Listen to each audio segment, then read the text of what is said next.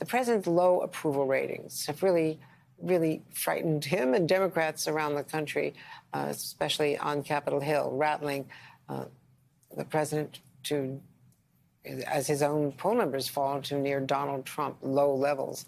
All of that leaving the president feeling adrift, according to our reporting, looking to sharpen his message ahead of the midterms.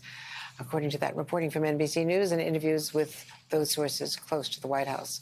Joining us now is one of the contributors, one of the authors of that piece, I should say, NBC News chief White House correspondent Kristen Welker.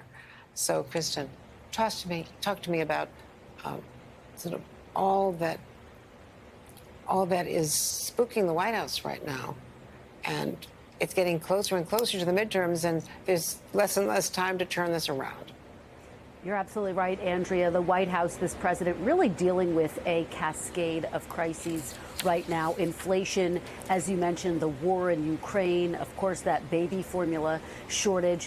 One White House official framed it this way, saying, quote, I've heard him say recently that he used to say about President Obama's tenure that everything landed on his desk but the locusts, and now he understands how that feels. So I think that really captures the sentiment here, that he is dealing with an extraordinary number of crises at the same time. He's particularly frustrated when it comes to the issue of the economy and inflation. He feels like his message has not broken through enough, Andrea, and he believes that there is a good story to be told. There are strong spots in the economy, like the low unemployment rate, and so he wants Democrats to highlight that, to do a better job, frankly, of highlighting that. At the same time, he's trying to increasingly show Americans that he feels their pain. He's out with that op-ed today in the Wall Street Journal saying that inflation is going to be his top priority. He's meeting with the Fed chair today, and he's going to, I am told, stress the independence of the Fed, but also stress that he has a plan to try to lower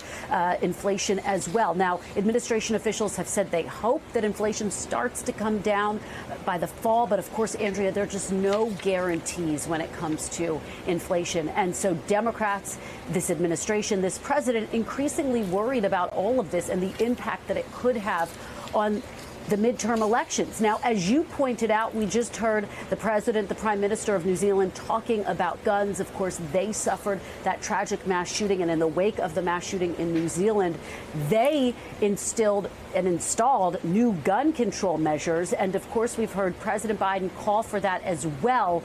What we didn't hear in that Q&A, Andrea, after the cameras left, is that President Biden was asked, is he going to meet with members of Congress as they try to find common ground on gun legislation? And apparently he said he does plan to meet with members of Congress. So that is significant because we've really been trying to nail down what will his exact role be in these negotiations? How involved is he going to be? We know that he has publicly called for the reinstatement of the assault weapons ban. That, of course, stands a very slim chance of passage. But other measures like expanded background checks, red flag laws that would prevent people who should not have a gun from getting one. Those are the types of things that are under discussion right now. And we know that the president supports those measures as well. So significant, certainly, to hear him say that he would be willing to meet with Congress to try to get something over the finish line, Andrea.